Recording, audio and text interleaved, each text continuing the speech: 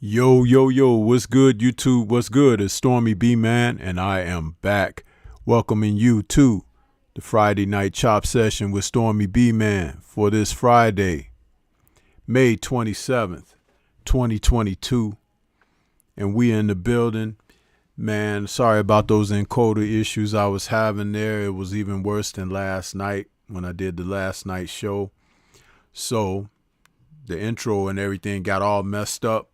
I'm going to have to consult some people to see what's going on with my encoder. But we are here. We are here. Smash the like button as you come into the building, people.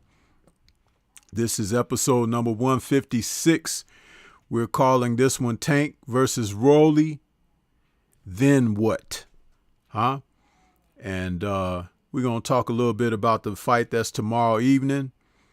And we'll even probably take some calls or something. We'll talk about this fight. They had the weigh-in today. A little bit of a buzz around the weigh-in because both guys are still carrying on their jobs of promoting the fight like it's supposed to be promoted.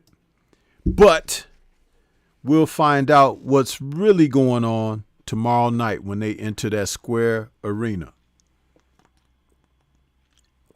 Welcome, everybody. This is Memorial Day weekend. Glad to be rounding out another week, but the weather here in the Chi is terrible. It's not as what we would like it to be, but you know, we're still glad to be here. You know what I'm saying? So you gotta take your good with the bad. So salute to everybody that's out there. I'm just little excited for another weekend. You know, it's a 3-day weekend for me, and I usually relish my 3-day weekends, man. I'm telling you, there's so few of them, but we here. Let's see who we got in the building. We had Young World out there saying, yo, Big Storm, salute. William Old School is out there saying, Stormy B, man, what's good, brother? Lala D in the building saying, Stormy. Boxing and Barbecue is out there saying, I was over at Beats with Sugar waiting for the show to start. Then I noticed it say June 2nd. Yeah, Boxing and Barbecue, that's next week. And that'll be Thursday, not Friday. William is saluting. Sheena's in the building saying, salute Stormy B, man, and salute to the chat. Boxing and Barbecue is out there, man. Just a second, answering a text here. Yeah, man, the chat just jumped up on me. You know, when you be trying to read these chats, man, especially when your eyes move kind of slow like Stormy's, man, it takes a minute to adjust. Dang, it jumped that much? Okay, I see you guys out there. Antonio is out there. Antonio MMA saying, salute, Sensei. Thrill Hill in the building saying, salute, Stormy B. Looking forward to hearing your breakdown. Just Do Boxing in the building. What's good with you, man? He says, salute, Stormy B, man, the OG. Right back at you. Big homie Coop in the building saying, salute, Seafood. Stormy B, man. Backsmack the like button, people. And class is in session, so pay attention. And salute to all the family in the chat. That's my man, Big homie Coop, my juice out there. In between, we got a couple other people greeting. Young World is greeting. Drew Titan in the building saying, yo, what's good with you, Drew? Man, that video you did on the statue for Tyson Fury was hilarious, Drew. That was hilarious. KP from KC in the building saying, salute. Curtis Price is out there saying, right on, Stormy. I appreciate you. Kind of Local Sports in the building. He's saying, salute to all. I know it's almost bedtime for Conor Loco, so if y'all gonna say something to him, say it right now, because he gonna be turning in. TS Boxing in the building saying salute. Stormy in chat, salute to you. TS, man, good to see you out there, bro. Haven't seen you in a minute. You might have been listening, but you haven't been writing in the chat. Charles D is out there saying, what's good, Stormy? Ain't seen you in a minute either, Charles D. Good to see you. And Tay Tay, MMA Combat and Entertainment, is out there saying, Master Seafood, and salute to the chat. Appreciate everybody out there, man. Yeah, it's fight weekend. We got Rolly and Tank. Who knows what's going to happen, huh? A lot of people think they know, but we just don't know until they get in there and start mixing it up. I do believe that Tank should be favored in this fight. Tank is the fighter who has held more gravitas with his career. He has done more accomplished things, both amateur and professional. And I recall in his interview, Tank was saying that he's had over 200 amateur fights. That does account for something, doesn't it? They tell us that all the time when they mention Vasily Lomachenko, huh?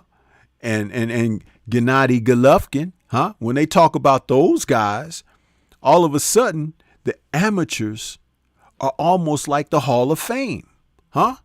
So if that be the case, then Tank Davis is ready for his close-up, huh? Give the man his credit. Stop fooling around, man. Come on now. You got to say it like it is, man. You got to say it like it is. Tank has over 200 amateur fights. So let's acknowledge that, people. Huh? Tell these folks, right?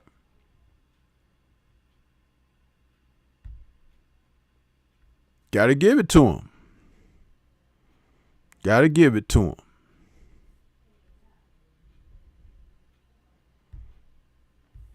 Yeah, I'm trying to make sure I don't mess up my settings here because I'm doing some things here on the screen.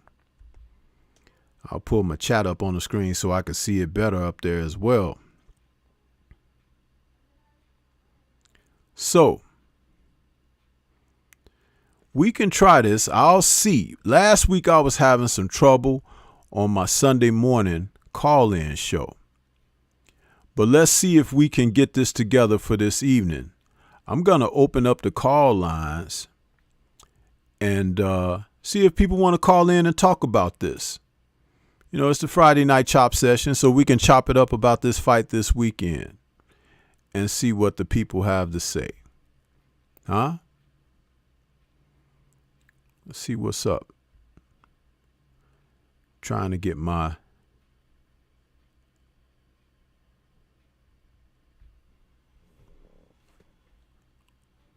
you guys out there.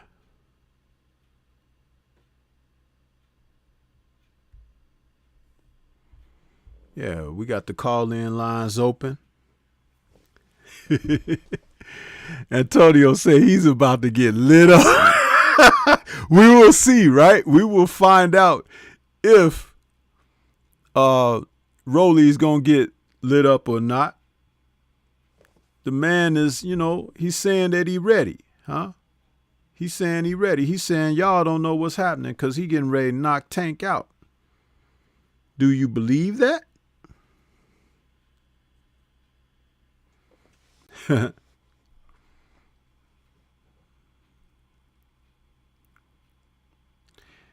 You guys done already got started out there in the chat, huh? Done already got started.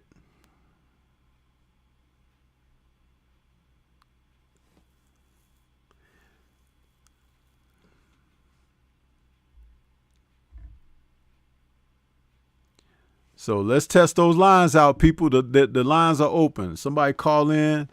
Let me know what you think about this fight.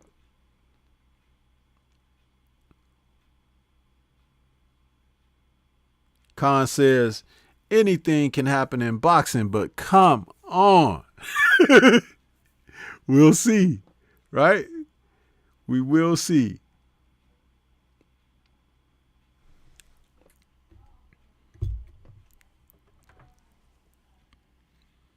Stormy got to put his eyes on, man. Getting old. Need to be able to see.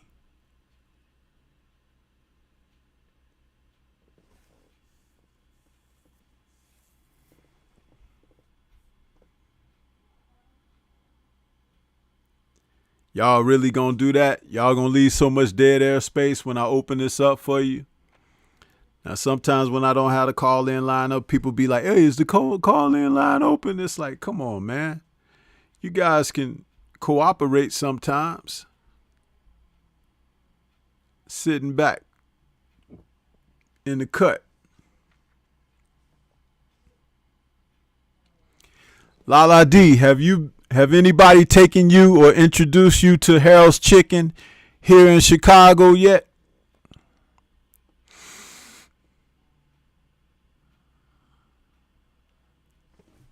I had some Harold's Chicken today. I ain't had no Harold's Chicken in about 2 years, man. It was like falling off the wagon if you had chemical dependency.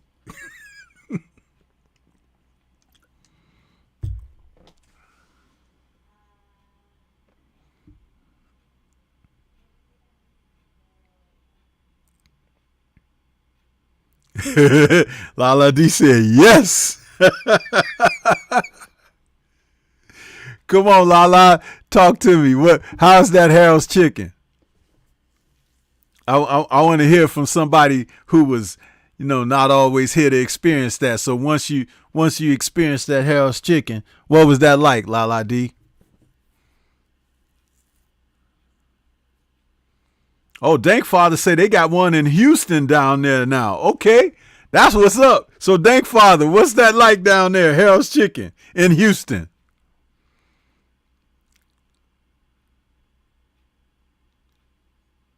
He says, I haven't made my way as of yet, but I will be soon. Man, what you waiting on? Is that new?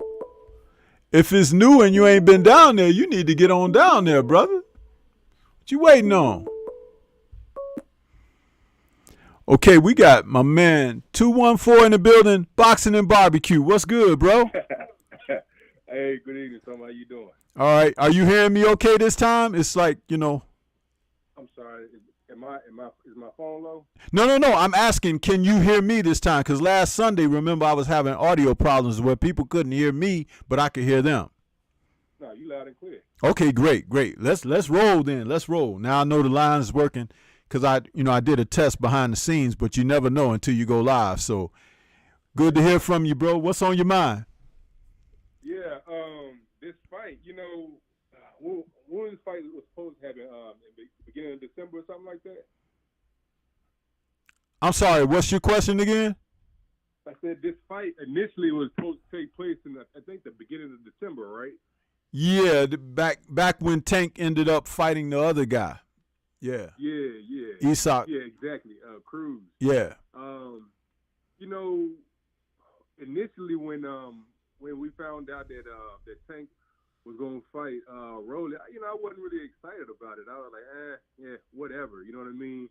And quiet as kept. I thought that I had saw Cruz a couple fights, and before he had fought Tank, and I was like, man, he's a good fighter, but I wanted him to wait a couple fights before he fought Tank. He did good anyway, but still. But the point is, when Rolly finally, now that this fight is finally, about to happen, it's weird, man. It's like whatever drama that happened between Rolly and his legal case in February, it's almost like it helped build the fight a little bit. You know what I'm saying? Needless to say. And now that it's here, you know what I mean? I'm kind of excited about the fight, man. Like, I don't know really what to expect. I do think Tank is going to beat him. I just don't know in what fashion he's going to beat him in. You know what I mean? It's just kind of hard to say. But I'm excited about this fight. Yeah. Sometimes certain fighters need a certain amount of fights under their belt, and it has nothing to do with numerical, okay, the number of fights. A lot of times it has to do with the type of fighters that you fought, styles, and the variation of opponents with what their strengths and weaknesses are, where a coach and trainer can make determinations as to where his charge may need to shore up his abilities. Now, in this fight, I think Rolly's people feel that physically he'll be able to deal with Tank, and he has strength and power enough to make Tank respect him. Also, even though Rolly has a Latin blood and background, there are people that are feeling like, Tank had been basically fighting some of the Latin fighters that may not have had a certain amount of athleticism. Let's just say it, for what it is. And this may be a situation where they feel a great deal confident because it's been a while since Tank has been in with certain types of fighters that have certain type of athleticism and physical gifts. They could be right, because if you look at his laundry list of men who he has faced, they kind of all fall into one basket, so to speak. And that's saying things respectfully. I'm not trying to put nobody down or whatever, but sometimes, just like with Canelo, you fight guys who are handicapped, and you can fight a variety of guys with handicaps, and each handicap adds up to basically the same thing. You have advantages, and that's not a challenge. So maybe Romero and his camp feel that this is a cherry pick gone wrong for Tank. It very well could be.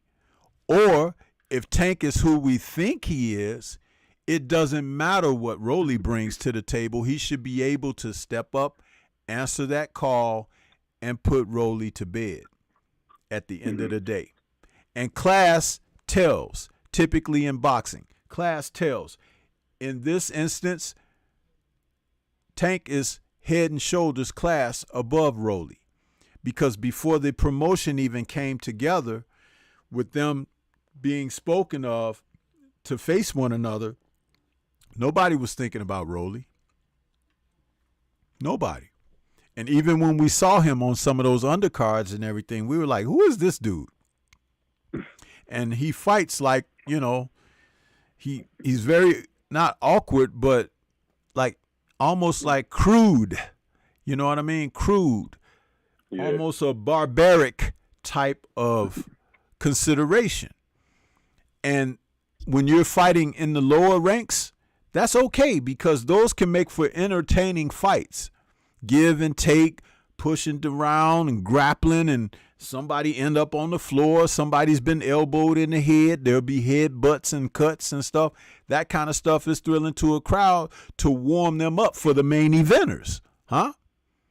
Mm-hmm. But you look at this guy Babic, the Savage, who fights on DAZN. He was at heavyweight. They dropped him down to bridgerweight now.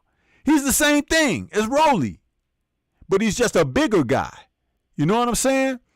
That guy is not going to go out there and beat any world beater fighters at bridgerweight, if there are any there, nor at heavyweight, which is why they dropped him down from heavyweight. He's going to be killed if he remains in the heavyweight division. Babbage. So it's like, this is what we're seeing. And you have to actually just call things for what they are. Would we like an entertaining fight? Yes. Do we want to see an upset where Rolly upsets Tank? Nobody wants to really see that. No. But we do want to see Tank get a chance to let his hands go, beat a guy up, because that's what he does when he fights people. Tank beats people up, man.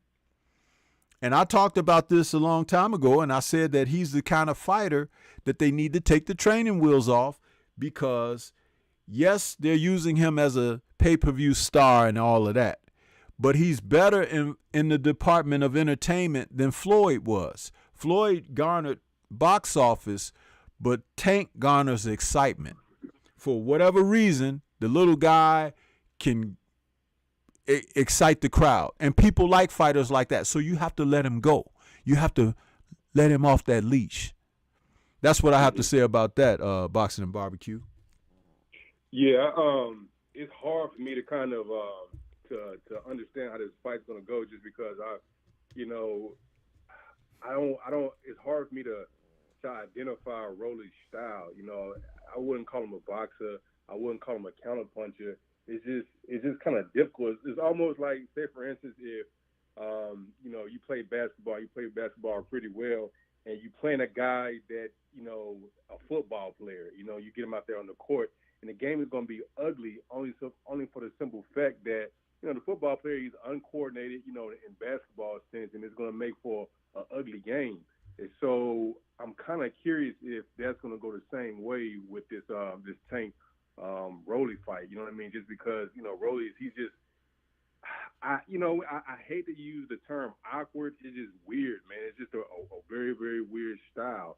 And I was listening to Trier earlier today, where actually Tank said this as well. He said that, you know, I hope Rolly don't, you know, throw a whole bunch of elbows and things of that nature.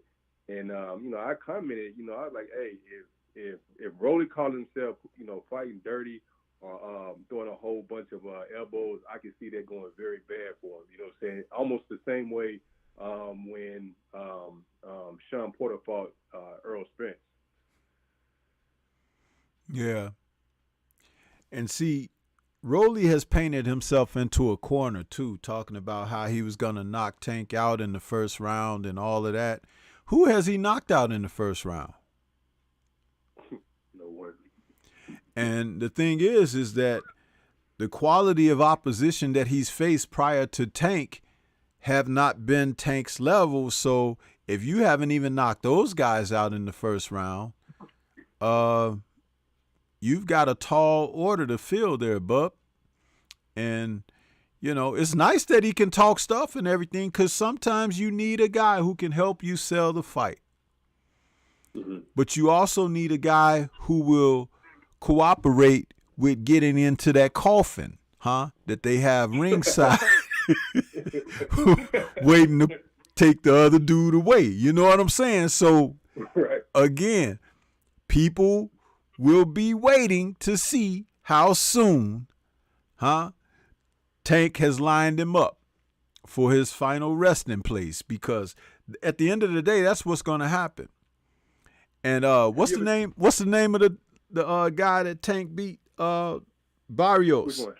Barrios. Yeah, Barrios. Remember, Barrios was boxing pretty good, right? Yeah. But do you remember the shot that Tank hit Barrios with that got Barrios in trouble? Do you remember that? No, And I'm not asking you, you know, to the full detail. It was a left hook on it. You know, I'm not asking for that like that. But what I'm saying is, like, do you recall that once Tank hit the guy, it took a few rounds, you know, and that happens. You sometimes you got to get timing down. You got to get your distance and everything, and know where your shot is placed. And soon as he hit Barrios upside the head with a clean shot, Barrios went to the canvas. It was kind of like when Mike Tyson used to hit guys like that. It's like, soon as it landed solid, boom, and there they go. You know, now Barrios got up, and now that he knew that Tank had pop, he tried to survive a little bit, but the blood was already in the water. And Tank is like a shark. And there he was, right on top of him again. You know what I'm saying? So it's like, that's all it takes. And I don't believe that, you know, Romero has faced that. I don't believe he's been hit like that or whatever. People who have sparred with Tank in the gym, they talk about, like, dang, that. Yeah, that's what they talk about it. You know what I mean? Yeah, that's what I was about to ask you. I was going to ask you, have you ever seen Rolly hurt, or does he have a chin or anything like that? No, because I haven't seen him hurt, but I haven't seen all of his fights. What, he got, like 17 fights or something like that? Rolly? I don't even know how many fights he has. But I haven't seen all of his fights, but I do know that, you know, he ain't been in there with nobody like this. And that makes all the difference in the world, man. It's like you could be fast in the neighborhood, right? Check it out. You run, you like, they say, man, Boxing and Barbecue is the fastest dude on the block. You know what I'm saying? It's like when we have a race, we could race from one end of the block to the other. That brother be smoking everybody, right? But then you go to school, and it's a dude on the track team, been polishing up, track running and everything, and you get up against him, and he blow you out the dust like you was blowing out the guys in the hood.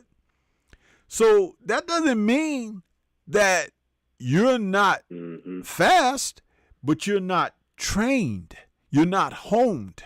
You're not cultivated, developed to the point where when it counts that you're able to compete.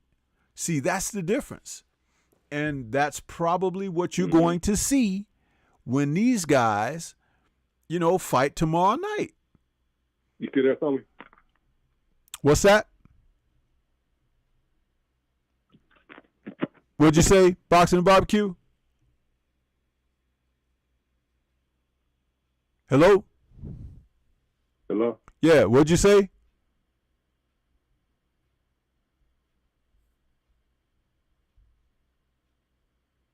Can you hear me? Yeah, I hear you. Damn. What the hell?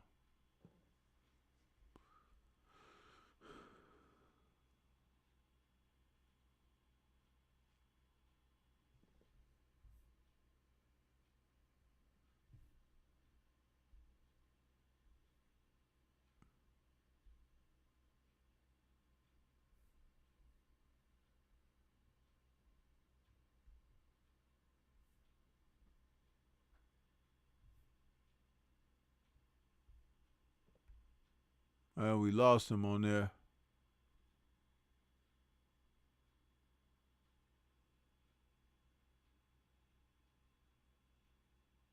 Okay, he says phone dropped. He got bad weather out there. Thanks for the call there, Boxing and Barbecue. We appreciate that, bro. Let's see if we can get somebody else in the building. And Lala D, I did get a chance to see your comment about the Harold's chicken. Not too salty, it's just right, huh? And juicy, yeah. That Harold's chicken is something else.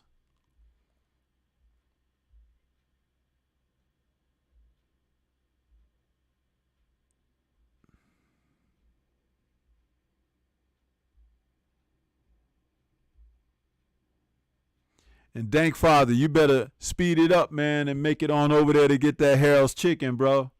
I'm telling you.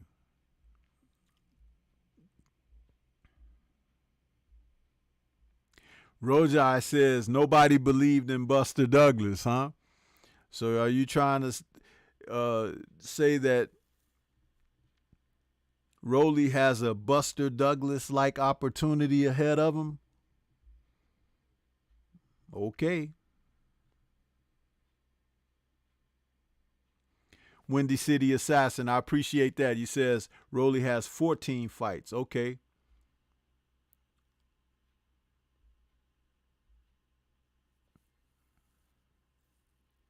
Con Shonery says Buster Douglas becoming champ of the world was no accident.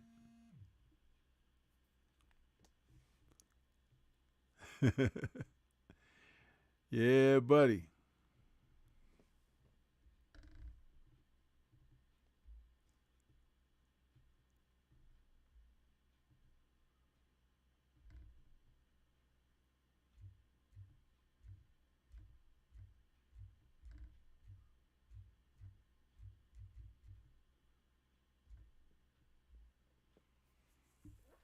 "14 fights. Well, he's going to have to put it all together for this night, tomorrow night.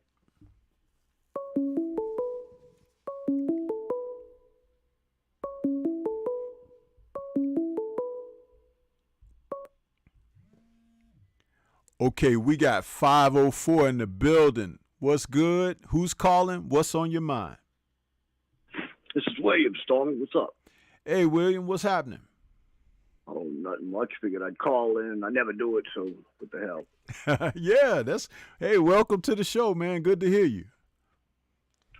Yeah, I don't think we always got a prayer. Let's just face it, dude. And I can't figure it out at all. I have a feeling Tank's just going to walk in there, box him for a couple rounds, get the feeling, and drop him. I'll give it 5 rounds tops. I don't think he has a prayer. I'm just being honest. Hey, that's fine. But you know what? We need bouts like this, right? In between the big fights, because they serve a purpose. And, I think Tank is gunning for more highlight reel material. So it's like it's a win-win scenario. When the fight was announced, I felt like Floyd was just throwing this kid to the wolves, Yeah. It's like, what the hell is he thinking, man? I mean, you would figure they would take the time with the kid, give him a little time before they put him in with somebody like Tank. But Tank's just going to destroy him, man. That's the way I see it anyway. Yeah, well, you know what? This is the thing. We know that Tank hasn't even looked his best yet. We know that. Oh, yeah. That's for sure. And we know that Tank has been fighting with restrictions, meaning that, one, he's been in with a lot of guys that really just don't belong in the ring with him. 2, the guys that we've wanted to see him in the ring with, they've been holding back on that. And they have, his management team have their reasons. We can question it all day long. But eventually, that chain got to come off. Eventually, they got to turn that pit bull loose. Oh, yeah. The thing is that you don't want to be the one to get turned loose against. You know what I'm saying? Oh, exactly. And look, I watched when he broke that hand with Cruz. And he boxed that dude with one hand. One hand. Mean, you don't see fighters do that all the time. And I mean, he literally finished the fight like that and won. We saw Mr. Gary Russell Jr. do it against what's his name, Maxayo, right? And and they didn't want to give him credit because Mr. Gary Russell is being blacklisted. You know what I'm saying? But it's like he did the same thing. Yeah, but I think Tank did a little better with his guy than Gary Russell did with Maxayo. Yeah, Tank threw more punches. He threw more punches, and he was more offensive minded in the situation. Right. Definitely. I granted that you're 1,000% correct in that. But I was just giving, an example of when a fighter is skilled, it's going to take more than a bad hand or a bum arm or shoulder to stop him from performing when he's a class fighter. Tank is a class fighter. I did a video on him. It's been almost a little bit over a year ago now. I think it was right after he stopped Santa Cruz. Right. And I talked about him in a sense of very positively. It's still in my archives. People can go back and check the video out. It's an exclusive video on Tank Davis. It's an editorial on him because after the Santa Cruz fight, I realized something about him. And it's this. He's being moved like they're moving Canelo. Right. But the difference is he has far greater upside than Canelo. It's almost by what skills than Canelo. Right. It's almost like with the way that they're moving him, you're not seeing what you would really like to see because it's almost like I'm a movie lover, right? And a few years ago, this movie Godzilla came out, right? Godzilla, King of the Monsters, or whatever. You know, not the one, not King of the Monsters, because I think King of the Monsters was the second one, but the first Godzilla film, where he was going across the airport and stuff, and that guy, Aaron Johnson, was in the film, and the Japanese guy, the first one. Right. Do you remember how they were barely showing Godzilla at first, right? Like when the guys were skydiving and he was in the clouds with the smoke and stuff, or when he was walking through the airport, you just saw his foot, you know. It's like, and then when he was on that city street and the people were running down in the subway, you could barely see him down the street, and they showed his face a little bit, but the doors closed. It's like they were playing with you, you know, barely revealing the monster, right? It's like, and you want to just see him. Just show Godzilla, right? Just show him the whole thing. Right. But that's what they're doing to Tank. They're giving you these little bitty pieces of Tank and not allowing you to see the real full Monty. You know what I mean? And the thing about it is, when they do show the full Monty, they're not going to be able to hold that back anymore. Oh no. And they know that they may lose control, because though he's a young man, he's impressionable. He's not the sharpest knife in the drawer. But just like Mike Tyson was, Mike wasn't the sharpest knife in the drawer. But when they turned him loose on the heavyweight division, he had people shaking in their boots. But the people that paid to see the ticket, paid the ticket to see the fight, they were like shelling money down. You know, they were like, casinos were picking up, the business was picking up. He made Atlantic City pop again. It's like, you know, it just became like, hey, can't wait to see this guy again. That's how it is for Tank. So when I did that video on him, that's what I was talking about. That they're moving him just like they want to move Canelo, but he don't need the assistance that Canelo needs, because he can do it all. He has the one thing that fighters wish and pray they had, and that's the equalizer. Yeah. And what's even more scary, back it up. Yeah, and I was just about to say, and what's even more scary is that he can freaking box too. Hell yeah. His only shortcoming thus far that we've seen is he's short. That's the only thing. Yeah, but it don't seem like that's affected him. I mean, look what he did against that Mario Barrios guy. You know? The thing about a short fighter like that, timing is so important.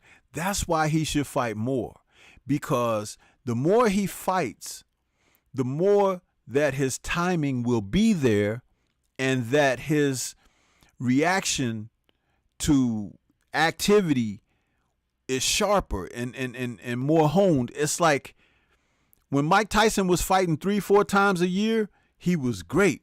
When he started fighting like almost once a year and everything, those layoffs, man, I don't care how hard you train in the gym or whatever, you need to be active, you know? And that's the difference right there. Yep. Yeah, I can't wait to see where Tank goes in the future. He's got a bright future, dude. And that's why I titled this show Tank versus Rolly, Then What?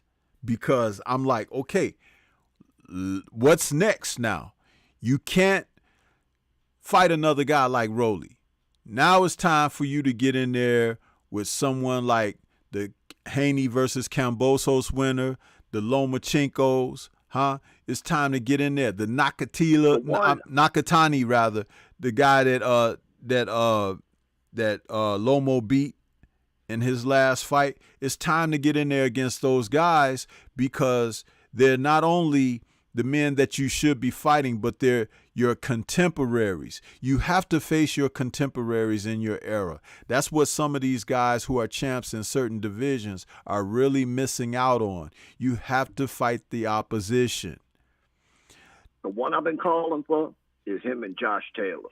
Let me tell you, after watching Ramirez go through Josh Taylor, what's his name? Damn, I can't think of it. He's Louisiana. Oh, you're talking about a Riggaroo. Yeah, Yeah. Ruru.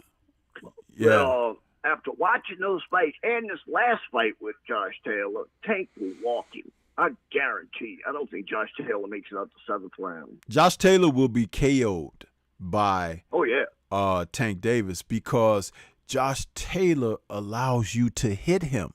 And that's a messed up thing in boxing. We're not talking about a guy that has bad defense. He chooses to let people hit him. That's a difference.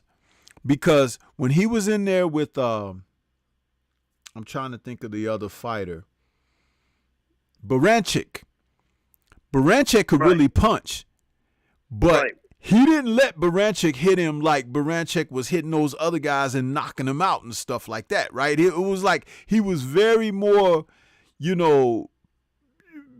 picking his spots to fight and stuff like that. He fought a much more intelligent fight. When he was in there, Let me tell you, he looked like he was going downhill after the Ruger. I think he took a lot of damage in that fight. And when he got in there with Ramirez, he took a lot of damage in that fight. And in this last fight, look at him. He looked pretty bad. Really bad, in fact. Yeah, and you know what? It may be due to taking all of those shots and stuff. It's like you could look good. You could still be a young guy at a certain age, but we all have a different expiration clock on us according to the damage that we sustain in life and, the kind of life we live. When we, some people live on the edge and things like that. We don't know how he lives in his private life, but we do know he has sustained a lot of punish. And Catterall was whooping his ass, moving away from him. Yeah. That's the funny thing. Yep. Catterall was moving away, and he was coming in, and Catterall was catching him coming in, picking him apart. And let's not forget, Catterall put him on the canvas. First time in his career, he went down against Catterall. Yep. I agree. Yeah, so that's a Sorry, great... I hate to cut you off. But I got my grandkid running around here. I don't hear him, so I got to get off the phone. Okay, go handle that business. Thanks for your call, bro. No problem, dude. All right, take it easy. See you later. See you. All right, that's William out there, man. Great call. Who else we got? Who else we got? You guys want to call in and talk about Tank and Rolly? Yeah, go check up on them grandkids. They doing something they ain't got no business doing. Probably got their hand in the fridge or some cookies or something that they ain't supposed to be eating, huh? And one of them looking out for the other one, and it's like, he ain't here, go. Kids or something, right? When they be doing that kind of stuff, man.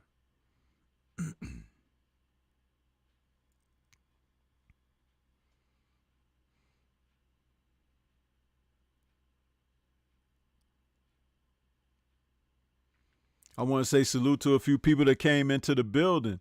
We got Renee Box Young out there. I see you. Snacks B. Huh? Who else we got? G5 Gabe in the building. Who else? Thrill Hill. I think I got you earlier, Thrill Hill. We got Jason William out there.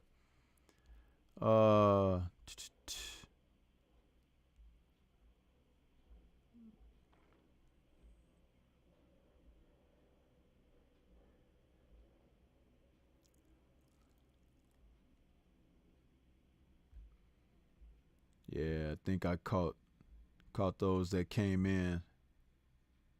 Just want to acknowledge everybody. G5 say my kid's doing that right now. Yeah. Yeah, man, they get into something. When they get, something bad going on when they quiet. When you can hear them, shut up that noise. You everything is good. But when it's quiet, you be like, wait a minute. I ain't had to yell in the past 40 minutes. What they doing? Uh-huh. Shit, man.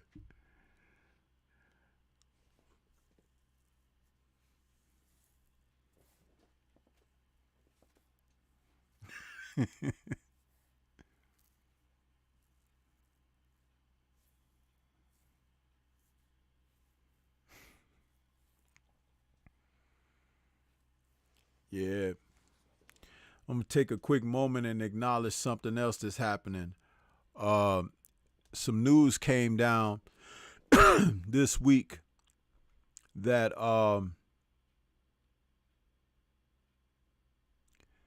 there's a chance that we may see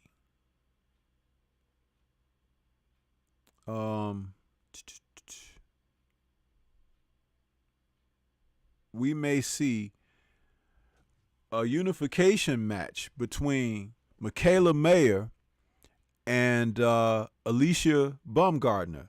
They're in talks and have agreed on principle to face each other with all of their titles on the line. This is a unification match between two tremendous fighters, and it will be another fight for undisputed. The women are showing the men the way. I'm telling you. Another stellar fight between two top fighters in the women's division of boxing. Man, and Baumgardner has had some success. Meyer has had some success. And I think the climate is just right for the two of them at this time. This is going to be a pretty darn good fight, people. A damn good fight. There was a message here in the chat. G5 says, that's why I haven't called in. I have to get them settled down first. I hear you, G5. Let's see.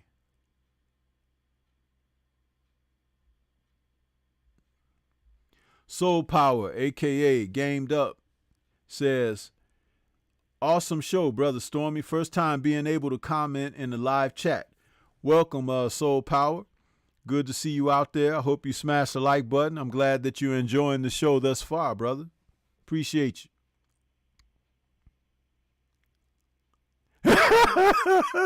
William, he says, yeah, Stormy, just as I thought. He was digging in my tools. He gonna tear the house up. You don't walk around and a door gonna fall on your butt, man. It's like, man, you better be watching your tools, bro. No power tools either, huh? Because when he get a hold of some power tools, it's gonna be some damage, bro. You're gonna have some automatic, what do they call it? Remodeling in the house. You get a hold of them damn tools.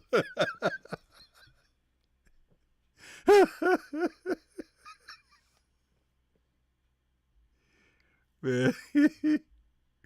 That's funny, William. I'm laughing because I understand what that's like, man. I understand. It's hilarious, man.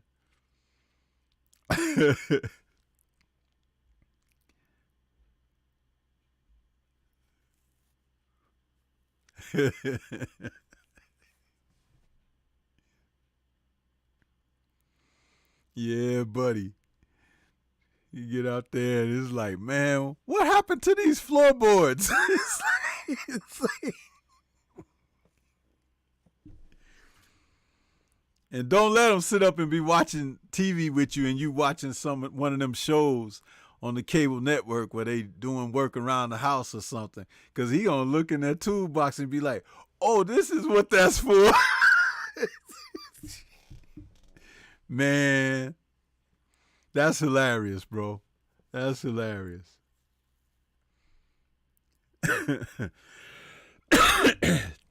Salute to you, A1 Hoop Zone. He says, button smack sliding through to support the grind, OG. I appreciate it, man. Khan Shanri says, you leave those kids unattended at all. It just takes 2 seconds, and they are burning the wall with the smoldering iron. Yup. Snacks V is laughing. Sheena's laughing. Yeah, man. I'm telling you, it get quiet and you be like, you got to go looking for him too, right? Now, William probably looked through several rooms in the house and didn't see him. And then he out there in the toolbox. Why, of all the things to get into, I didn't go grab a book off the shelf. Huh? Didn't go grab a shiny object off of the shelf or something like, no, he going in the toolbox. What this do? Bing! Hit somebody in the head with a hammer. It's like, oh man. Dude, I'm telling you, that's, but you know what? Memories, man. You'll have memories forever, bro. You'll have memories forever.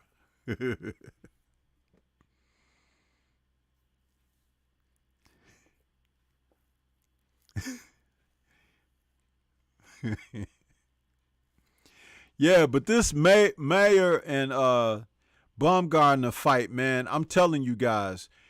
Now, I like Alicia Baumgartner. She fights in a style that's kind of unorthodox. She throws sweeping hooks, and she's got pop on her punches. But sometimes she leaves herself open, and she's defensively irresponsible. Against Mayer, she will pay if she doesn't shore up those aspects of her game. This fight that Mayer had against that woman from France, that fight right there brought Mayer to a different level, because that woman had a tremendous amount of aggression and she had a high motor, and Michaela had to match that in their fight, and she overcame that woman, and then not only took her belt, but it gave her a shot of adrenaline where she realized that, she could take her game to another level. We always look for that in fighters. Now, there have been people out here that criticize Mayer. They think little of her and don't want to acknowledge her accomplishment, where she is in the sport, and everything. But I'm going to tell you, if Baumgartner don't have it together, Mayer will whoop her. And Mayer is a dedicated fighter.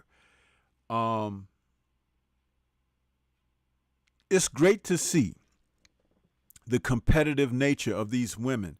And they don't think about, oh, I got an O, and I'm not sure if I'm ready to let it go. They just get in there. Oh, she wants some? Okay. Huh? Yeah. And that's what you want when you're watching boxing. That's what some of these guys don't understand. Mal Charlo, get your butt in there with Benavidez, bro. Get your butt in there with Demetrius Andrade. We want to see those fights. And you guys are going on 40 years old and ain't trying to get in there with people.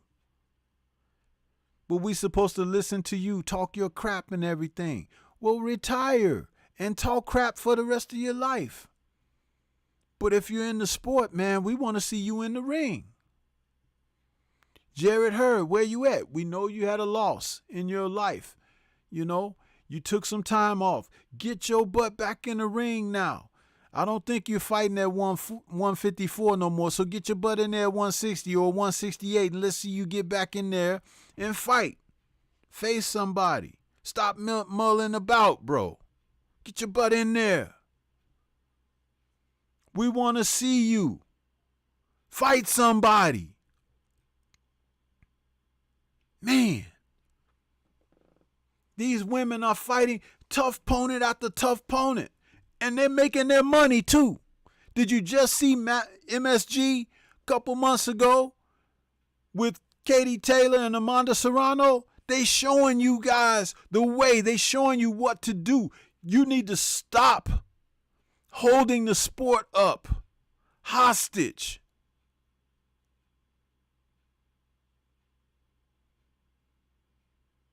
Mike Tyson done labeled this guy the Mexican monster, and you ain't thought once of saying, you know what? I got to prove Mike wrong. I got to prove my naysayers wrong. I got to get in there and do something. Man, you're moving the wrong way, I'm telling you. This is boxing, man. This is not posturing. Huh? I think you got it twisted up. think you got it twisted up.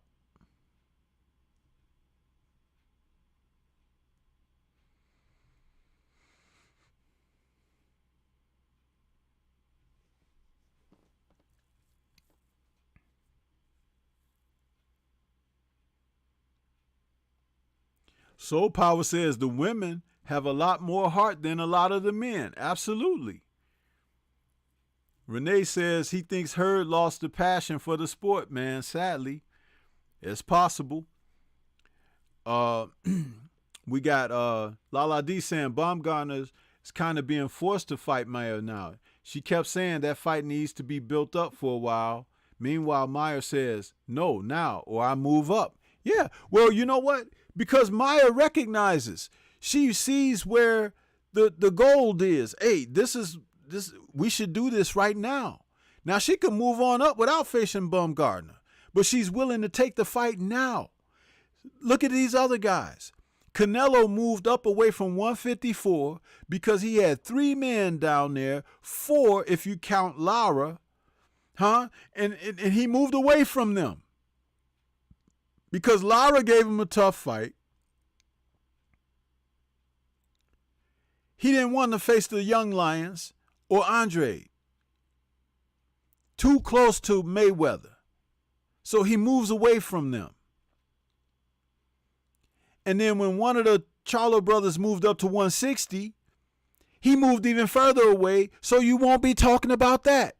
And when he had the belts, it's like, they're like, okay, well, Charlo is a number 1 contender. Well, he vacates the belts because they give him franchise provision. Just exit stage left like Sugar Puss, Get out of here. These guys,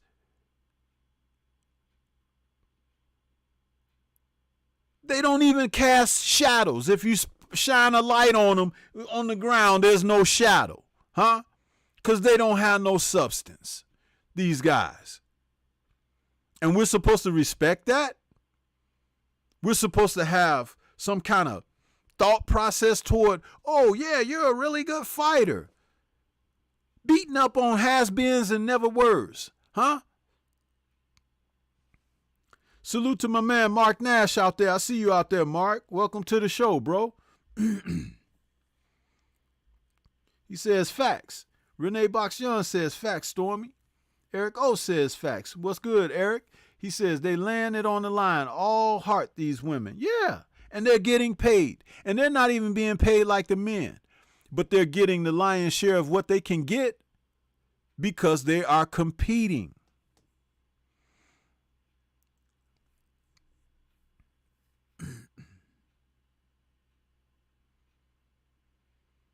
Khan Shanri says, look how many times Duran got out, down, and kept coming back. Winning championships, making legacy. Absolutely.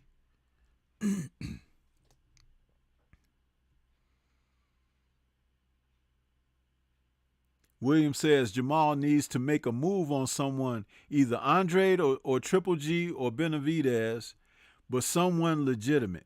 And it ain't going to be Triple G because Triple G ain't trying to fight none of them good black fighters. He ain't trying to fight none of the good black fighters. He'll go fight a black fighter who's unseasoned and, nobody knows about or whatever because, they make sure they check for those guys.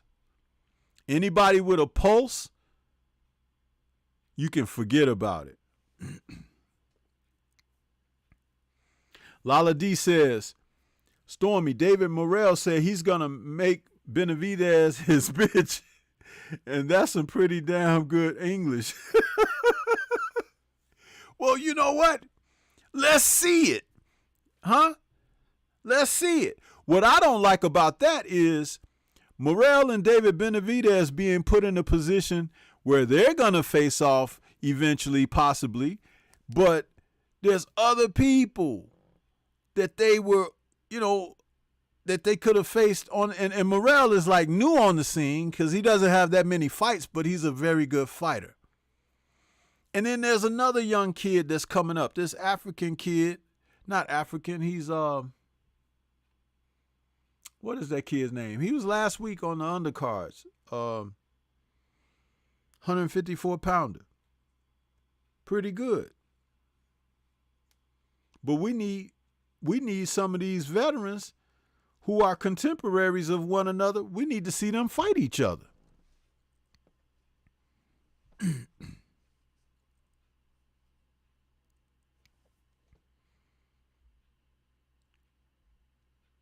JC is in the building. He says, salute, Stormy.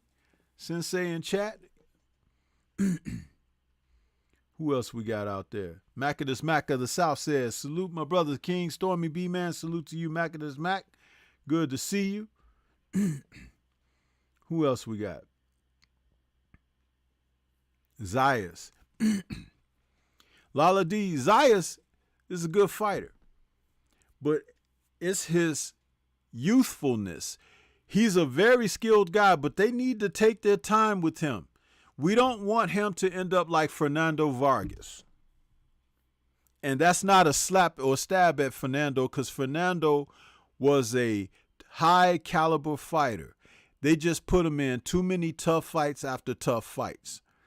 They didn't let Fernando, who was very young by the time he got up there with De La Hoya and Trinidad and those guys, he was very young. But he had a bright future ahead of him. You don't have to rush that show. So I don't want to see Zayas go through that either. Because he'll beat some guys, but there are things that he needs to learn along the way. There are rounds that he needs to fight. Get rounds under the belt. There's nothing wrong with having, a low number of fights, but let's get those rounds in. Get some rounds experience in there, because you need to know what, as a fighter, once they figure out that you have punching power, and I've said this so many times, once your handlers figure out that you've got punching power, it's now time to test the waters in how is it for you when you are taken deep into a fight, when you've expended energy, to see what your stamina is like.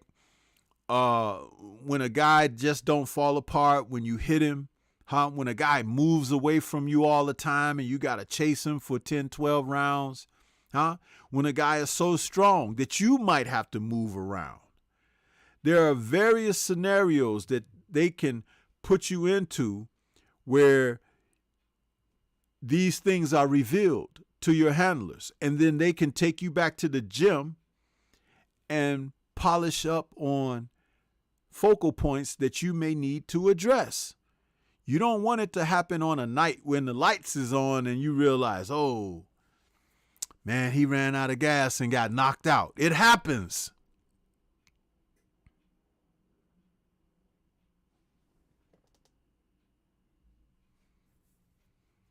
Yeah.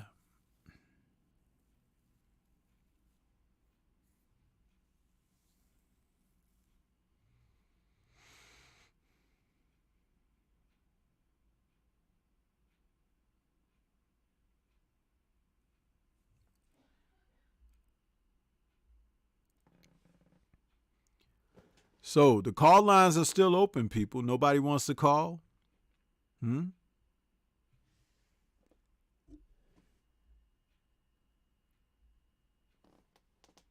No, Renee Box Young, I wasn't talking about Amo Williams. I know that guy. There was a guy I just saw last week, though. I think they said he was junior middleweight. That brother, he was like banging that guy around in there.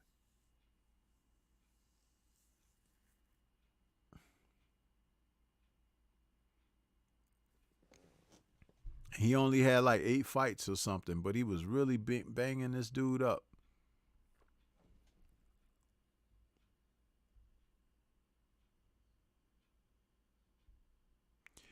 Okay, let's talk a little bit about the fight for next week, where we're going to see finally Kambosos Jr. taking on Devin Haney. That fight there, man, I don't like how things have gone, but we have to salute Devin Haney for everything that he does. He's trying to make the most of things. L-Dub, what's good with you, bro? Good to see you out there, man. Appreciate you stopping in.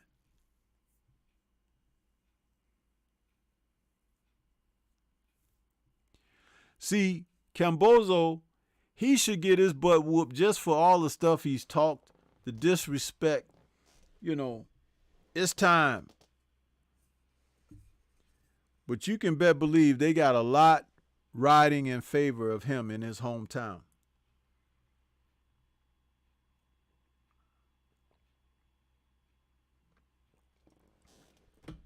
But we'll see. We'll see.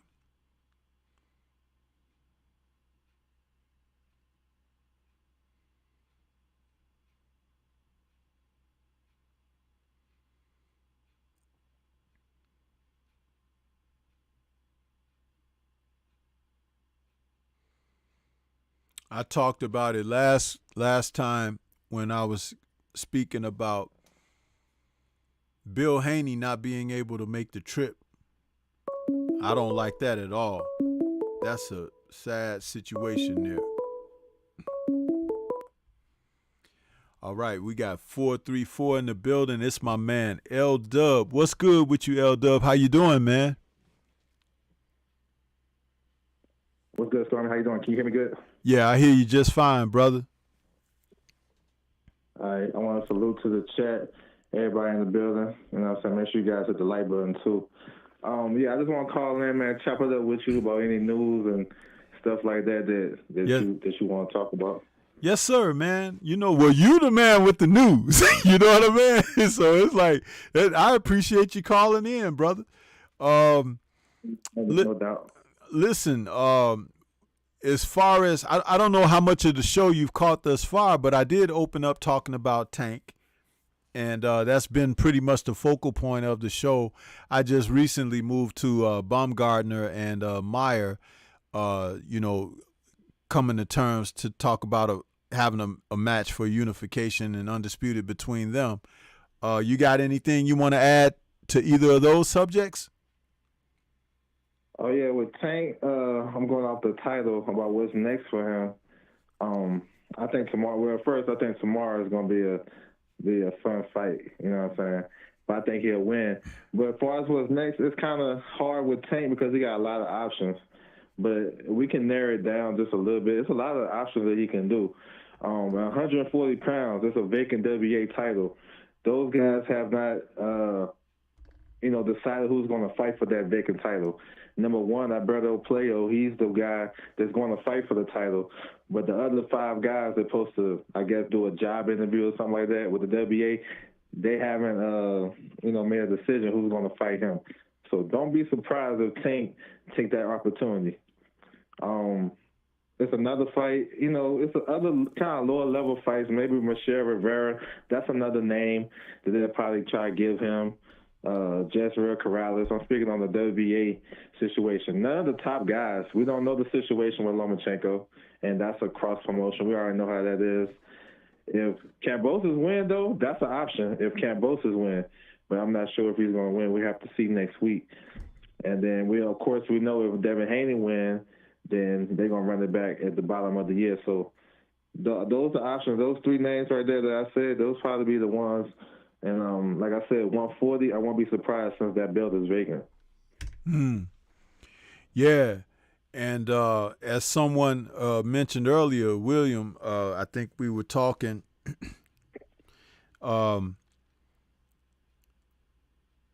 this kid, what's his name? Josh Taylor. That'd be a good fighter for Tank to face too, if he wanted to do something like that. What are your thoughts regarding that? I mean, I'm cool with the fight, but I'm not sure if it's realistic. Yeah. I'm thinking Josh Taylor versus Jose Zepeda, and they're gonna probably pair that up with Mayer versus Baumgartner. Mayer versus Baumgartner is gonna be in the UK, not the US. It's gonna be in the UK. So they probably pair those 2 fights together. Maybe September 10th, something like that. They try to do the top of maybe the bottom of August, but I'm guessing September the 10th in the UK. So they got a purse bid coming up with Josh Taylor and Zepeda. June the 10th, so we're going to see. But the Tank and Josh Taylor, that'd be a fun fight. I would love to see it. I think Taylor has problems with softballs, and we've seen in the pro grade fight and the Catterall fight. So, you know, Tank is more explosive than those guys, and he seemed to be crouching down and fighting to the level of these smaller guys instead of trying to stay tall and kind of box. I think that'd be towards his advantage. So I think him crouching down in that fight, although he can push Tank back in spurts, but he's going to be right there to get hit. And I probably stop him. I can see him stopping him late.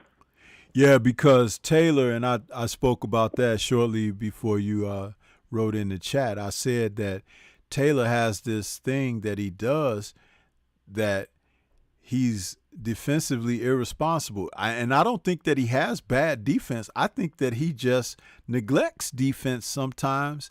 And that means his ring IQ, his boxing smarts leave something to be desired, because this is a hit and not get hit business. But you're going to go in there and try to be a tough guy sometimes, trying to taste the guy's power and be a tough ass.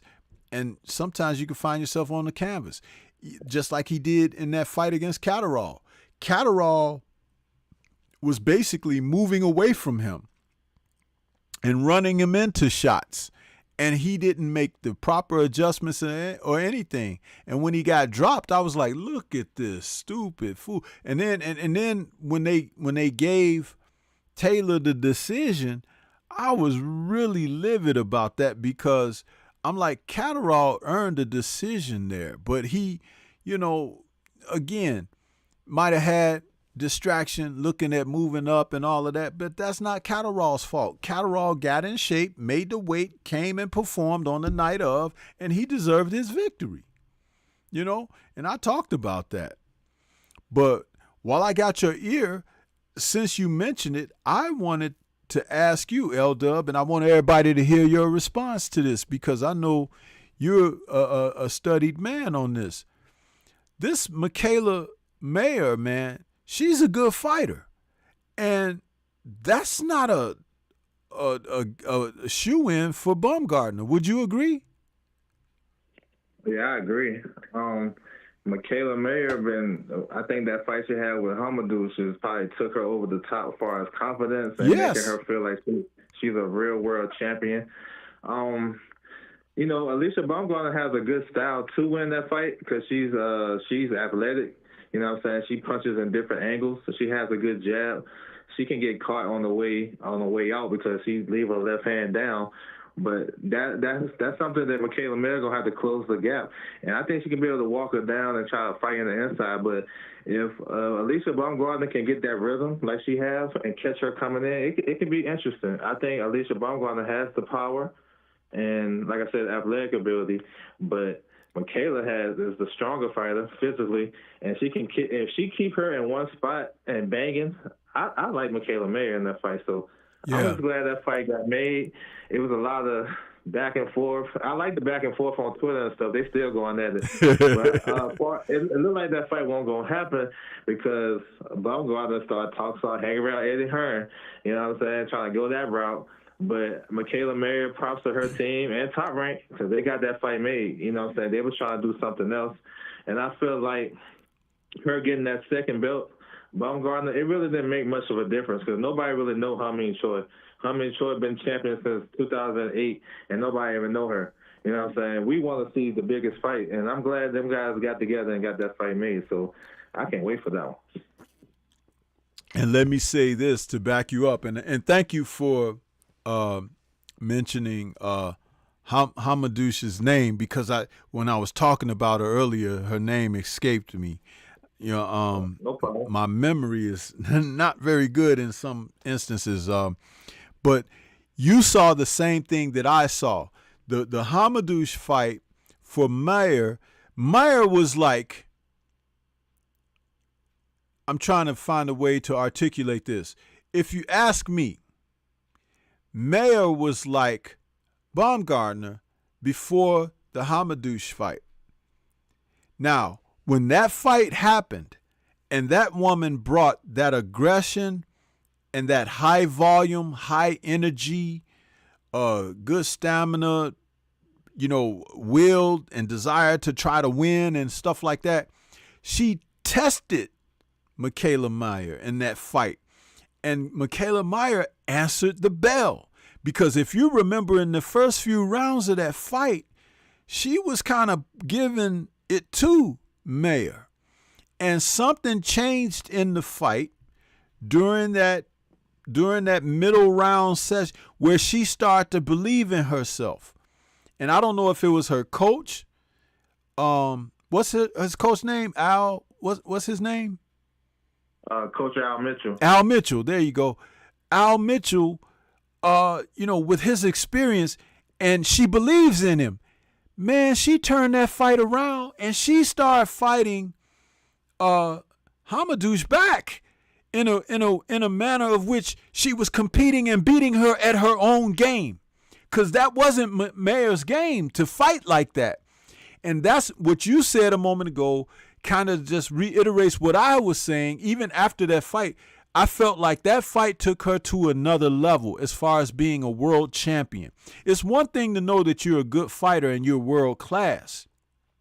But it's another thing when you prevail in a championship fight where you are tested, and nobody knows she was tested like she knows and her coach knows, and she passed that test with flying colors. So she's on a different level now. Her confidence, her ability, her approach to a fight, which is why she's talking about fighting Katie Taylor or even Amanda Serrano or whatever, because she now knows that she belongs.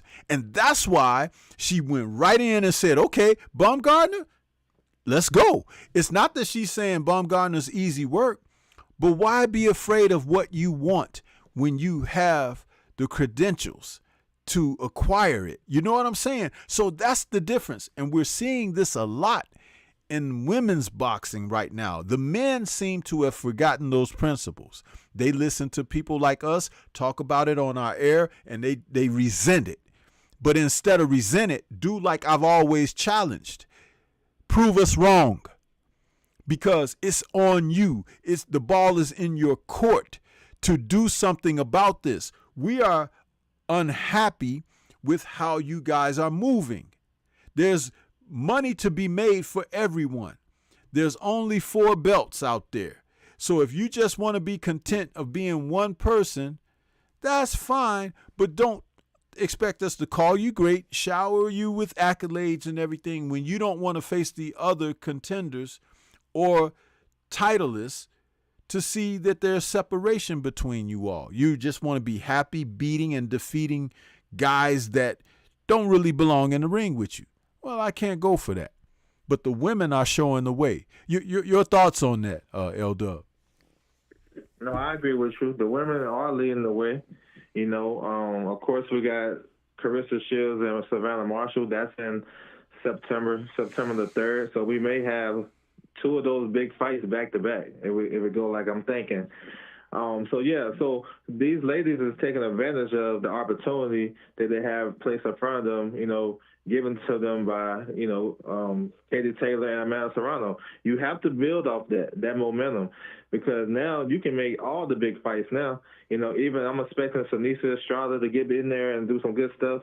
It's another good fight going to come up too. They haven't really talked about it, but it's going to come up. Hannah Gabriel, she's the WBC heavyweight champion. They do heavyweight for women is 175. Right. So she's trying to fight. You remember the lady that was cheating against Franchon Cruz? Yes. Alejandro Jimenez. Yes. That fight is being talked about, and it could happen, So if everything on the up and up, that's a good fight, but we know we still got the drug cheat situation. But the ladies is doing their thing. You know what I'm saying? This is a golden era for women's boxing, and they can't look back now. You know what I'm saying? I think it's going to get better and better, because you got some top Olympians coming out, you know what I'm saying, from the UK. There's some top girls coming out, and you got some from over here. And with the ladies leading the way, like Carissa, Mikaela, Alicia Baumgardner, you know what I'm saying, Katie and Amanda. So we got some big names, big stars, and all these ladies need to do is keep building on that. And they definitely going to get their respect. And then, you know what I'm saying, we're going to give them the proper just due, because the men, we got to go through this. We got to justify. I know this is my thing too. part of stuff that I do. I have to justify to people who follow me and listen to me and value my opinion why this certain fight is happening. Like, y'all ain't trying to hear that. Y'all just want to know when he gonna fight a top guy. So I have to explain to you, well, this what happened. This the list he got, and this what he chose from. And, you know what I'm saying, we getting tired of that. Like, give me Charlo versus Andre. Let Andre heal up. I'm cool with it. Let him heal up, and then let them fight. It's been long overdue. But we got to get, this fight or that fight. But these ladies, they're going straight to the smoke. They're calling out the top lady in their division, and they're going over there. Carissa didn't have to go to the UK to make this fight. Right. She didn't have to. She could have sat over here and brought Savannah Marsh over here, but she went chasing the smoke, same as Michaela, same as Amanda and Katie. So, those girls doing their thing, and I applaud it. Yeah, it's amazing, man, that we've seen the shift in the paradox of men and women in professional sports. It's more apparent in boxing because it's an individualized sport like that. You're a one-man gang going in that ring competing against another man. Or in this case, we were talking about the men and the women, a woman against a woman. But we've seen everything, like Ebony Bridges coming out of a fight with her eye looking like Josh Taylor's eye, and she was wearing it like a badge of honor. She was proud that she had a blemish from war, and she was like, I'll do it again. She's like, and she's ready to get back in there, and she's ready to take on whomever and whatever. And you get other guys, and I'm going to go spend time with my family and see what's next and this and that. It's like, what? Seriously? Get out of here, And hey, let me say salute to Kwee. I saw you out there earlier, but I was running my mouth. Kwee cooking on subject, but thank you for stopping in.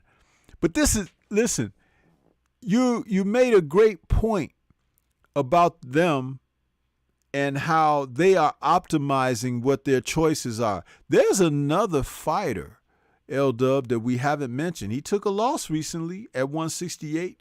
But his name should still be in the mix because he's a part of the contemporaries.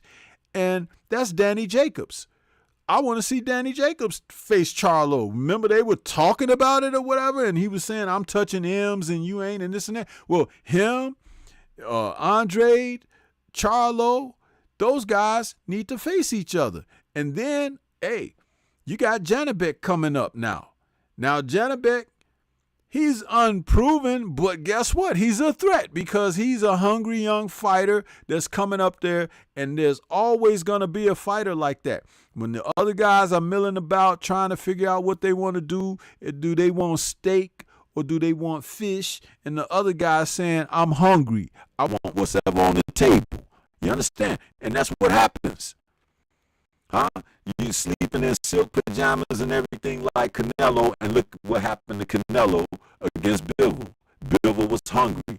They were banking on that guy either not being mentally strong enough, tough enough, or even having the ability to face the big event and that it might get to him and he'll fall apart later or whatever. They were wrong in all boxes unchecked because it was none of them that worked in their favor. And then when the championship rounds rolled around, he still had enough to go in there and lay some leather on Canelo's ass, right? So it's like, this is what happens when somebody is hungry, right? Yep. And with the Janibek case, they made him a boogeyman. He's perceived as a boogeyman because these guys, these multiple champions turned them down. So he go out there and put up a performance like he did the other night. Now, you know what I'm saying, his public perception is he's a boogeyman. You know what I'm saying? You going to turn him down, he go out there and do that. Now we're going to be like, well, that's why you didn't want to fight him. So, yeah, these guys should fight each other. You know what I'm saying? It don't matter if it's for the belts. It don't matter for none of that. That's why I applaud Mayer going after that Baumgartner fight. Like, we don't need unification so they can take 11% of your purse. Man, we don't need undisputed. I think she's the best. I think she's number 2. That's all we need. That's how it need to be in every division, whether a guy got a belt or not, because that right there gives validation to the fans that who's the best. You know what I'm saying? Anybody can really get a belt. All you got to do is get the right people behind you and fight the right fights. That's easy work. There's so many champions out here, you know, I try to keep up with it myself. And, you know, I'll be standing on the rankings. You know what I'm saying? So if I have a hard time keeping up with this, imagine this, anybody. So, yeah, man, it's a lot of good things in boxing, but there's a lot of stuff that still needs to be fixed. So I'm always going to be a glass half full boxing fan, but it is some stuff that you can't overlook and bypass because it hurt the sport.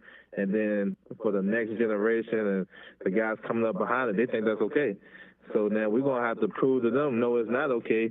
This is how you should be doing it if you want the respect of the fans and you want our bread. If you want us to pay for a fight, you want us to support it, buy T-shirts, buy all your merch, you have to show us that you're a proven champion, or you want to be a proven champion, or you want to do the things to become great.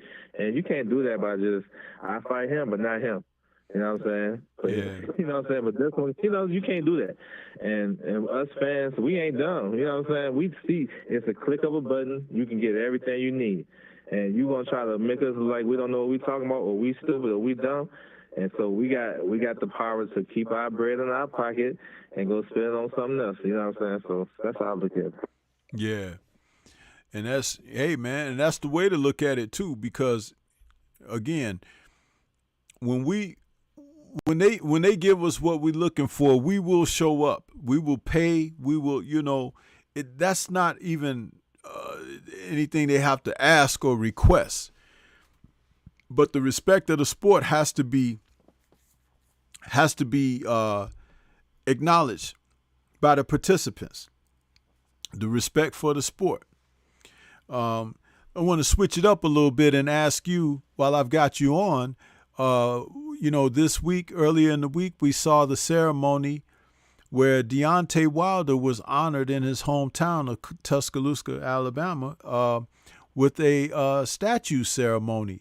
The champ seemed to be really moved by the event, by his hometown people and the sport overall. And he spoke about people from, stars and, famous people down to the average common man and woman on the street, saying how much they missed him in the sport and everything, and that they would love him to see him come back. And he actually announced at that press conference while he was there for the ceremony that he feels like his journey is not complete yet. So I wanted to ask you your thoughts, because I didn't have a chance to talk to you yet about it, and wanted to know your thoughts about overall everything, him receiving the ceremony for his the statue unveiling, and what his thoughts were and what he expressed in the aftermath. That was a great thing to watch for me, you know what I'm saying, being a Wilder guy. And I felt like that was well-deserved, and that was good that he was able to get this while he can see it. He can share this with his family and friends, and everybody came out and support him. So that was dope because, you don't normally get that. You don't normally get no statue when you're alive. So now you can get it, you can honor it, you can cherish it and all that good stuff, and you can just, go for it. I just have a feeling when he walked into that ceremony, he probably was like, yeah, I'm out the game. I'm just going to come here and do this and, have fun with my people. But then he got up there and I think he changed his mind, like mid-speech. And it got to a point where, he said he's going to come back. And that's great, too, because the sport of boxing needs him. Yeah. You know what I'm saying? In my opinion. Now, he was going to ride off to the sunset. I'd be happy with that, too, because I think he gave everything, he gave as much as he can give, and he was underappreciated. So I felt like they really don't deserve him like that if he stayed. But if he's going to come back and he got a new, if he feels rejuvenated, I feel like he should come back because he makes boxing better. Like, this him being in the sport, you can't tell me it's not better. I don't care what anybody say, what side you on, it's better. You know what I'm saying? It's more exciting. The heavyweight division is dormant. I mean, yeah, I know about it, but nobody really talking about it. You know what I'm saying? What's going on and stuff. It's pretty much just dormant. So Yeah. him announcing that, and he's coming back, man, that's great, man, because, you know, Wilder, he probably got like 3 or 4 more fights in him. I can't really tell, but I'm just guessing. He got some big fights in him, and he got the big equalizer. And also, too, even if he come back and take something light, that's going to give him another opportunity to get right with Malik. Just get you know what I'm saying, get all the kinks ironed out. Make sure everything is 100, and he always gonna get a big fight because he's still the biggest draw in the division. So, yeah, man, it was that shit was moving. I watched it on Tay's show. Yeah. Tay had it live, so man, I messed around, had to get me some tissue and shit. You know what I'm saying? So it was good though. It was good, and I appreciate him doing that too. And yeah, I watched it on Tay's broadcast too. And salute to Tay Jones for bringing it to us live like that and everything, being Johnny on the spot with everything. It was a moving thing, but I'll tell you, L-Dub, that Deontay Wilder has to be, and, you know, I'm saying this only from my perspective. Nobody else has to agree with me or anything, but this is from my perspective of how I look at champions and everything. Deontay Wilder has to be the most people's champion that I've seen since Ali. And the thing about it is, it has nothing to do with being boisterous or being a charismatic guy of, you know, saying things, or he's a man that you could see his realness, because Ali, you could see Ali's realness.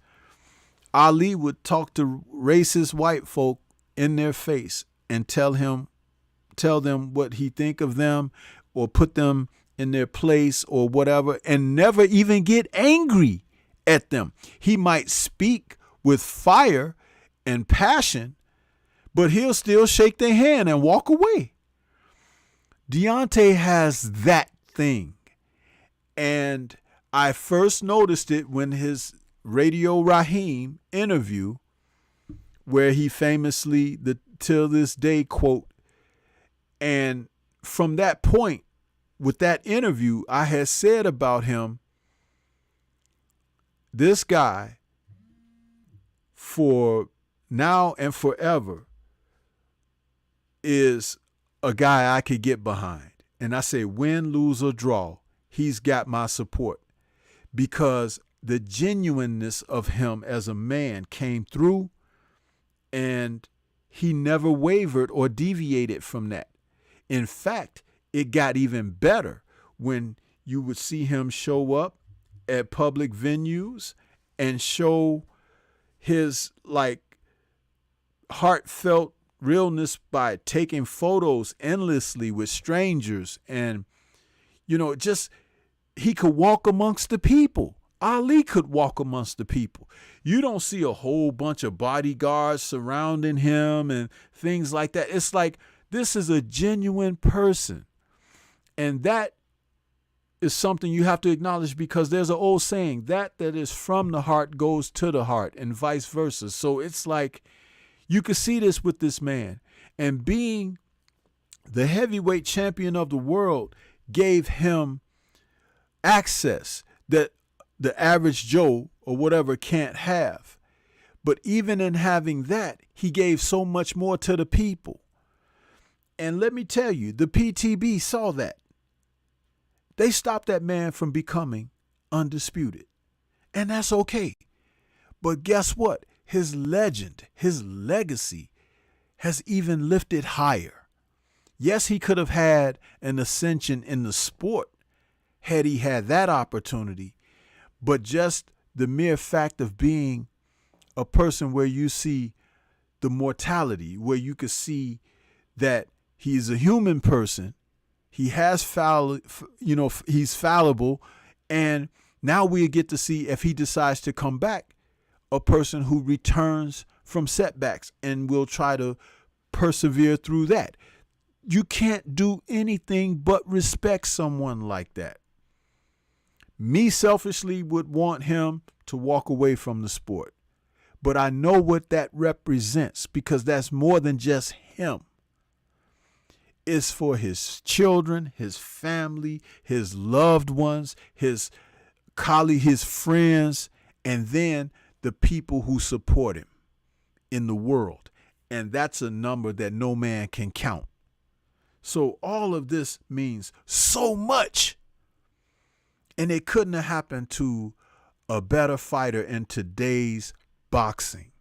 And as he emotionally spoke, man, this is like bundles and bundles of flowers that a person get when they pass away. He's like, but I'm still alive to see this. He was like, the words can't even come out my mouth.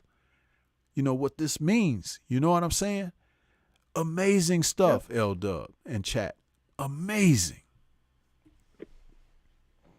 Yep. That's why, and I agree with what you said about him being a normal person, and that's why he gonna always get the love and respect from his fans. Like, and I know firsthand talking to fighters, some fighters will walk right past you. Some fighters will stop and talk to you. Deontay will be there all day. He got stuff. He got places he gotta be, and he'll talk to you. And he ain't just talking to you about boxing. Right. He's talking to you about life and how you are.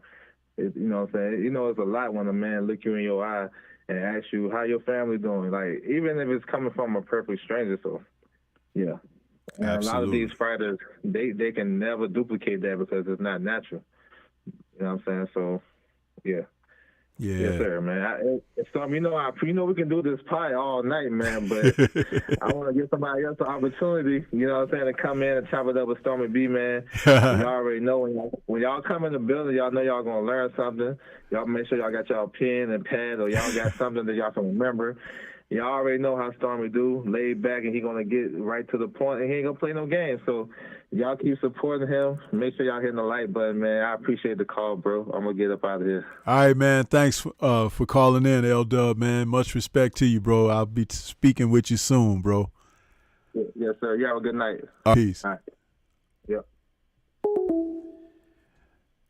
Man, what a great call from L-Dub, man. Great call.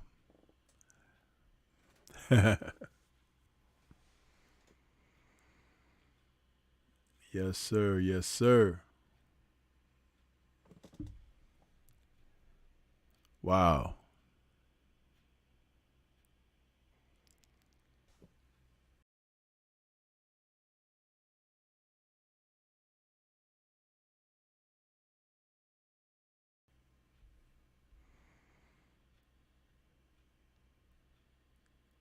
Yeah, we had a little bit of buffering right there for a moment, but we still here, still in the building. Yeah, they trying to shake Stormy up, but they can't shake us up because we're doing some good stuff over here. I want to say salute to everybody on this show,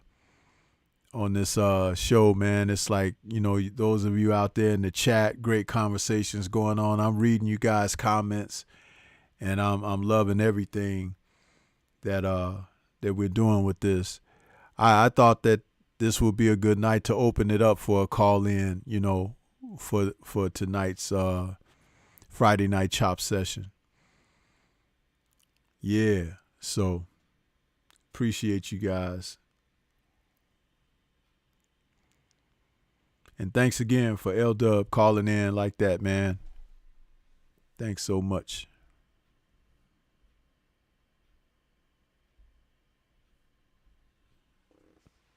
Yeah.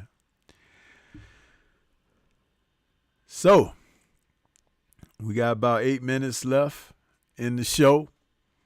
Anybody else want to call in and we can polish the conversation off, or we can just close it out for that? And what you guys want to say to bring things home?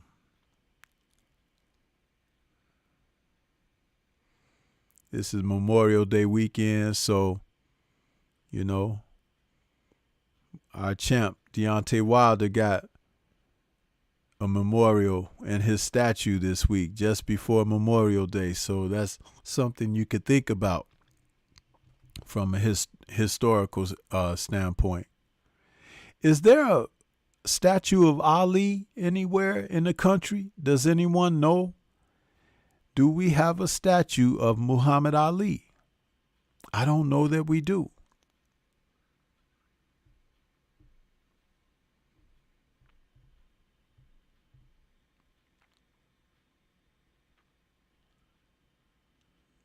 Man, that's something to think about.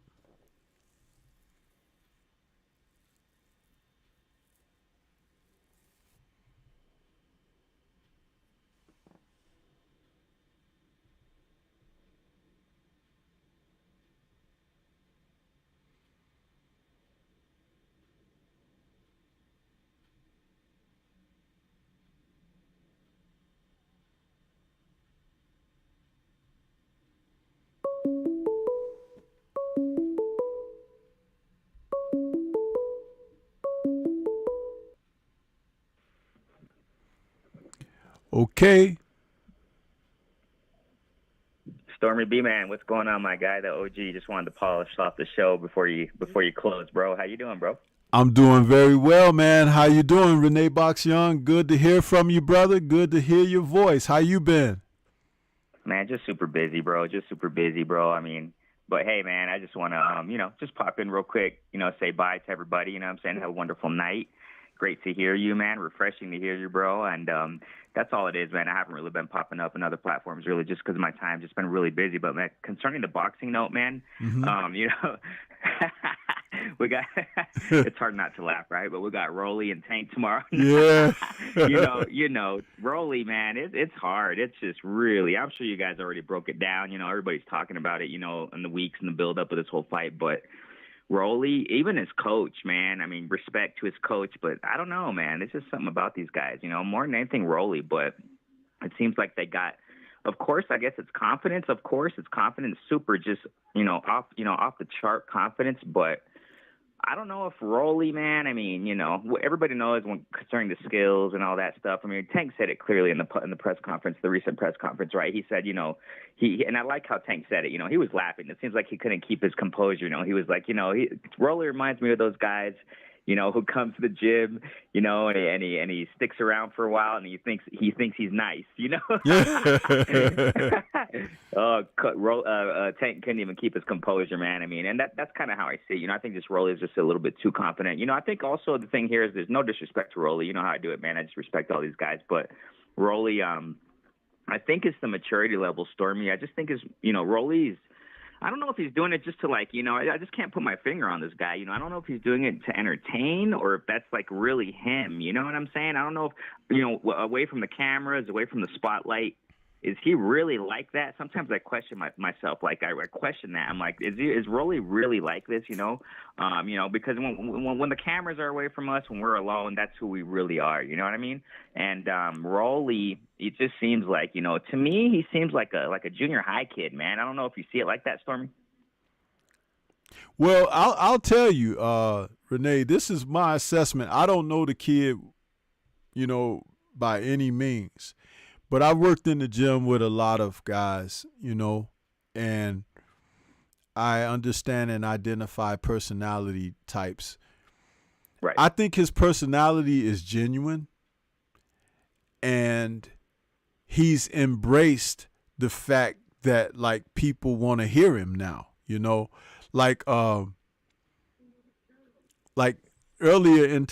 Earlier today, I think it was in Drew Titan's morning show, I was in the chat and somebody had written a comment that said that Rolly can't talk or whatever, right? Mm-hmm. And I remarked, I said, well, he might not be able to talk, but people want to hear what he got to say. You understand? So there are people who can talk that you don't want to hear what they got to say. Yeah, exactly. So I think that's defining who Rolly is in a nutshell. Because if Tank had Rolly's personality as far as what's been projected, Tank would be a real superstar, even though he's a star in the sport. Right. Some people just have that. And I believe that if you were in the gym with him with no cameras around, he'd be saying a lot of the same stuff. Because there are some people, they're not smart enough to embrace, you know, the actuality of things. So he stumbled upon this. He did. Because you have to remember, he didn't reflect this earlier because they weren't talking to him earlier. But if you think about that last fight he had before the first Tank fight announcement and everything, when he was like, I want that little dude, you know, whatever he called Tank in that interview, that post-fight interview, after he beat that guy, I forget the guy's name, he defeated. But when he gave the poster, he was like, you know who I want. I want that little running Mac. You know, he was talking about Tank then, and it was like they laughed, and they was like, oh, and then most of the people that saw the fight and they saw that interview, they was like, oh, he crazy trying to call out Tank. But the thing about it was, he said that when we didn't know who he really was. You understand? It's like, so... Yeah. It wasn't like, oh, when they asked me about something, I'm going to say that. It was spontaneous. It was right there.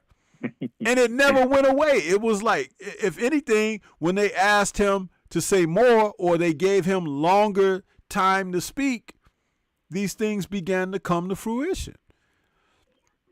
Sometimes people are discovered just like that, man. And then other times you be wondering, like take Bud Crawford, for example, who is a much more accomplished fighter and everything, right? But people don't really want to hear Bud talk. They really don't. And they don't want to, they, you know, when they were asking for him to talk, he was quiet, right? He was very quiet, didn't give much interviews. People was even getting mad because he wouldn't let them interview. Well, when people would start saying, well, if Bud talked more and this and that, well, once he started talking, now y'all want him to shut up. Right, exactly. Because he doesn't offer what you thought. That's why you have to let people be who they are. You can't try to make someone something that they're not. That's why I say about Canelo, he's not who they say he is for boxing. And I say the opposite, because you look at Deontay this week, the news about him receiving a statue, the news about him saying that he feels like his journey is not complete and things like that. Well, that's been the news in boxing for the week. It smashes anything else.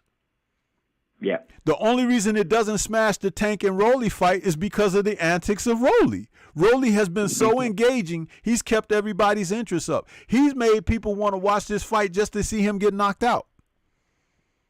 Yep. You know what I mean? It's like, and that is something within itself. So when you understand how that dynamic works, not everyone has that. And again, you have to embrace it when you can, but you can't force a person to be something that they're not. You know? That's why Tank, he's favored in this fight, and he should be, or whatever. But Junior the Truth did a show this morning, and he said, what if Tank loses and Rolly wins? Yep.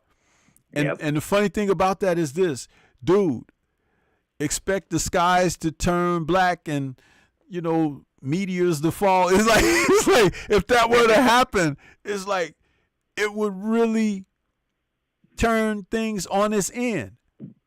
And there's always a real small window of resolute that something like that can happen. Yep. You know what I mean? So that's true. Yeah, that's true. This is some amazing stuff, man. But I'll be tuned in to watch it. I'll tell you that. It's like you gotta see. You know, people love train wrecks, and we want to see them. So that's what I say about it.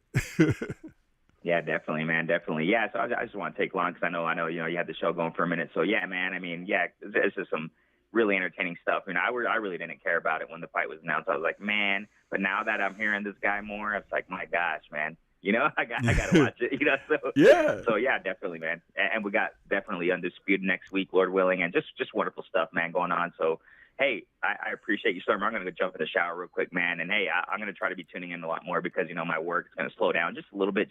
We're, finishing the semester at our school. The classes are going to go down a little bit, so hopefully I'm going to be tuning in more. So Yeah. I appreciate you, Stormy, man. Love you, man. Thank you guys so much, man. The chat, everybody, man. Peace out, bro. I'll be tuning in right now. All right, bro. Thanks for calling, man. All right, my guy. Peace. All right, peace. All right. Renee Box Young with a call in to wrap us up, man, and take us home. That's what's up, man. I really appreciate everybody that was out there, the ones who hit that like button for me, the ones who still sitting there hesitating, like, should I hit the like button? Hit the like button, man.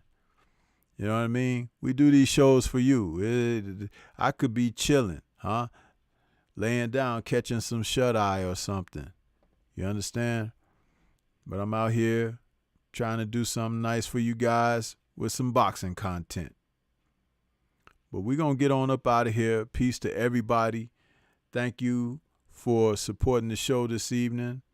Those who may catch us on the replay, hope you enjoy what we have to offer. Enjoy the fights tomorrow, because it should be entertaining. This is Stormy B, man. I'm signing out. Shout out to the mighty LDBC, and we up out of here. Peace.